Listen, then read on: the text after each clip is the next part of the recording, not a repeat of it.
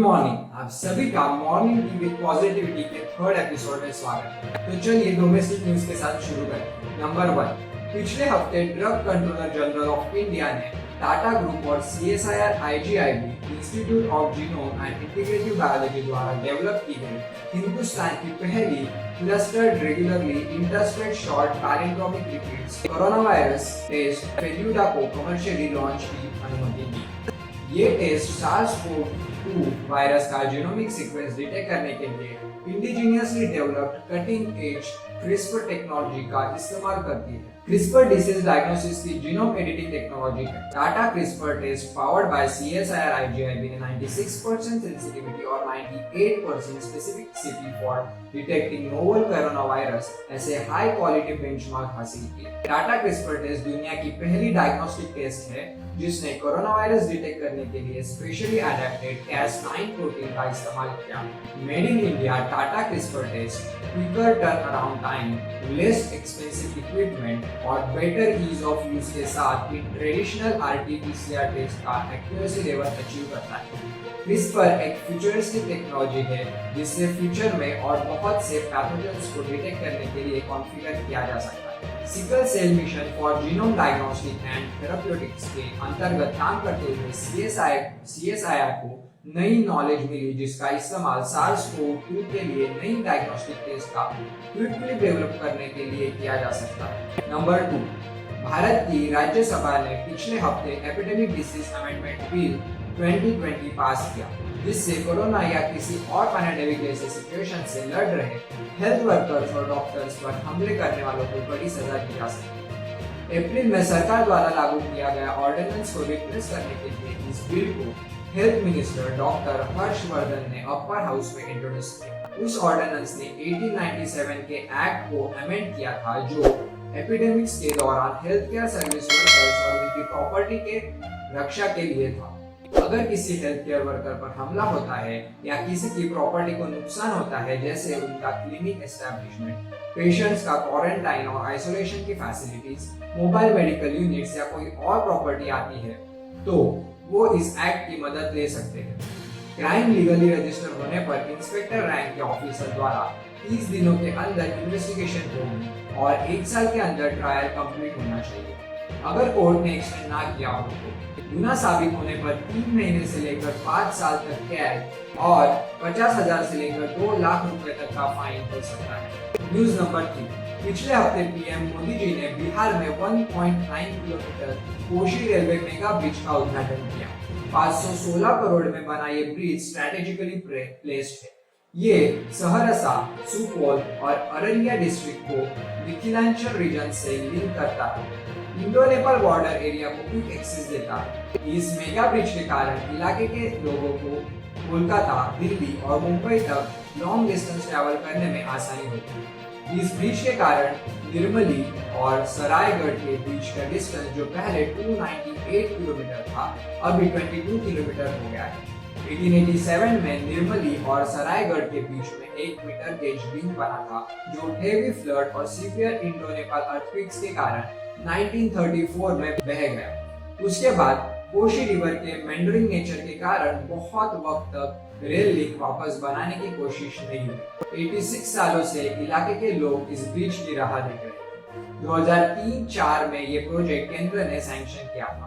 इसके अलावा मोदी जी ने बिहार में 12 अलग रेल प्रोजेक्ट्स का उद्घाटन किया जिनमें क्यूल नदी पर बना नया रेलवे ब्रिज, 2 नए रेलवे लाइंस, 5 इलेक्ट्रिफिकेशन प्रोजेक्ट, एक इलेक्ट्रिक लोकोमोटिव शेड और बाढ़ से बख्तियारपुर के बीच 3rd लाइन प्रोजेक्ट भी है। मोदी जी ने सुपौल स्टेशन से सहरसा हसनपुर कुफा ट्रेन भी फ्लैग ऑफ किया। न्यूज नंबर 4, अगली खबर भी बिहार से ही है। एक आदमी ने 30 सालों तक अकेले 3 किलोमीटर लंबा कैनल तैयार किया। लुंगी भुइया ने पास के पहाड़ से नीचे आ रहे बारिश के पानी को अपने गांव के खेतों तक ले जाने के लिए एक कैनल खोदा। उनका गांव कोटिलवा है जो बिहार के गया में आता है।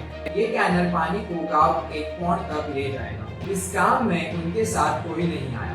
बारिश के मौसम में पहाड़ों से नीचे आने वाला पानी नदी में जाता था जो भुइया को ठीक नहीं लगा और इसके बाद उन्होंने कैनल खोदने का सोचा। ये खबर सुनकर उद्योगपति आनंद महिंद्रा ने उन्हें ट्रैक्टर गिफ्ट करने का ऐलान किया। अभी इंटरनेशनल न्यूज। पहली न्यूज, पिछले हफ्ते जनरल असेंबली के 75th सेशन से पहले हिंदुस्तान ने यूनाइटेड नेशंस के 3 की बॉडीज का इलेक्शन जीता। हिंदुस्तान ने चाइना को हराकर UN commission on status of women (CSW) का 4 साल का टर्म जीता, जो कि यूएन के इकोनॉमिक एंड सोशल काउंसिल का एक प्रेस्टिजियस विंग है। हिंदुस्तान ने इकोनॉमिक एंड सोशल काउंसिल के दूसरे 2 bodies, the committee for programme and coordination (CPC) और the commission on population and development (CPD) के एक सीट एंडोर्समेंट से जीते। इन सब के टर्म्स 2021 में शुरू हुए, जब हिंदुस्तान यूएन सिक्योरिटी काउंसिल में 2 साल के नॉन परमानेंट मेंबर का टर्म शुरू करेगा। CSW के 2 सीट्स के लिए एशिया पैसिफिक ग्रुप में इंडिया, अफगानिस्तान और चाइना मैदान में थे। इकोनॉमिक एंड सोशल काउंसिल के सारे 54 मेंबर्स वोट कर रहे थे और अफगानिस्तान और हिंदुस्तान 39 और 38 वोट्स के साथ चुने गए। चाइना को सिर्फ 27 वोट्स मिले, जो कि कट ऑफ 28 से एक कम।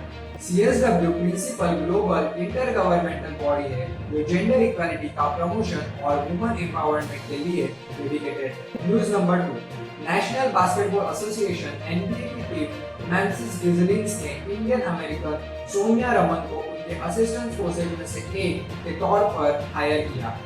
इसके साथ वो किसी भी NBA टीम की कोचिंग स्टाफ को ज्वाइन करने वाली इंडियन ओरिजिन की सबसे फर्स्ट वुमन बनी। सोनिया फिलहाल Massachusetts institute of technology (MIT) के वुमेन्स बास्केटबॉल टीम की हेड कोच है। ओक्लाहोमा सिटी थंडर टीम के विन भावनानी, सैक्रामेंटो किंग्स के रॉय राणा और गोल्डन स्टेट वॉरियर्स के फिटनेस कोच अदी वजे के बाद सोनिया NBA में कोच बनने वाली चौथी इंडियन ओरिजिन की पर्सन है। सोनिया ने 12 साल तक MIT के टीम को सक्सेसफुली कोच किया। अभी इकोनॉमी के बारे में देखते हैं। 77 वर्षीय अशोक सुता की IT service company happiest mind technology के पिछले हफ्ते स्टॉक मार्केट पर धमाकेदार लिस्टिंग। 166 की इशू प्राइस वाले हैप्पीएस्ट माइंड्स का IPO ₹351 पर खुला, यानी उसके इशू प्राइस से 111% प्रीमियम मिला। IPO में सिर्फ 23.3 मिलियन शेयर्स ऑफर पर थे, लेकिन उसे 3.51 बिलियन शेयर्स के बिड्स मिले। इसका मतलब IPO 151 टाइम्स ओवर सब्सक्राइब हुआ। अगर कम से कम 100 करोड़ की IPO साइज वाली कंपनीज देखें, तो इन्वेस्टर्स को सिर्फ एक दिन में 2 गुना कमा कर देने वाली इस कंपनी का लिस्टिंग प्रीमियम 1 डिकेड का सबसे बड़ा और 2 डिकेड का तीसरा सबसे बड़ा है। ये IPO इस डिकेड का 8 सबसे ज्यादा सब्सक्राइब पब्लिक इशू। 2011 में 68 की एज में हैप्पीएस्ट माइंड टेक्नोलॉजीज शुरू करने वाले अशोक सुता पहले विप्रो के IT बिजनेस के हेड थे। बाद में उन्होंने 1999 में 10 लोगों के साथ माइंडरी कंपनी शुरू की, जिसका उन्होंने 2007 में IPO लाया, जो 103 टाइम्स ओवर सब्सक्राइब हुआ था। बाद में अपने को-फाउंडर्स के साथ हुए झगड़े की वजह से उन्होंने माइंडरी छोड़ दी। इस हफ्ते cloud infrastructure provider company Route Mobile Limited की भी लिस्टिंग होने वाली है, जो 73 टाइम्स ओवर सब्सक्राइब हुआ है।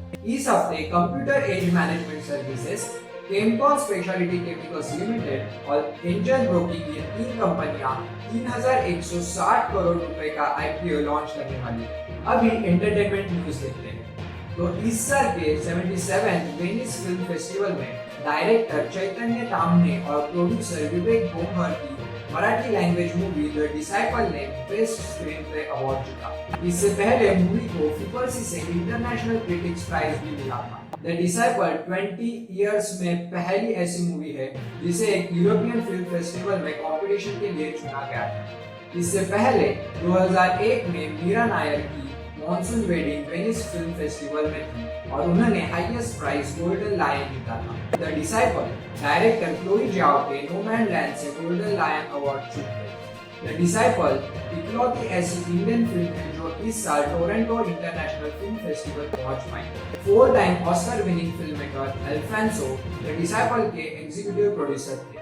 द डिसाइपल क्लासिकल म्यूजिशियंस के जीवन पर आधारित है। 2014 में ताम्हने और बोम्बर की मराठी मूवी कोर्ट ने बेस्ट फिल्म अवार्ड जीता था और तभी चैतन्य को Lion of the Future award मिला था। इस साल Venice film festival corona pandemic आने के बाद पहली मेजर इंटरनेशनल फिल्म इवेंट है जो फिजिकली हुई है। So thank you so much. इसी तरह से आज का एपिसोड खत्म होता है।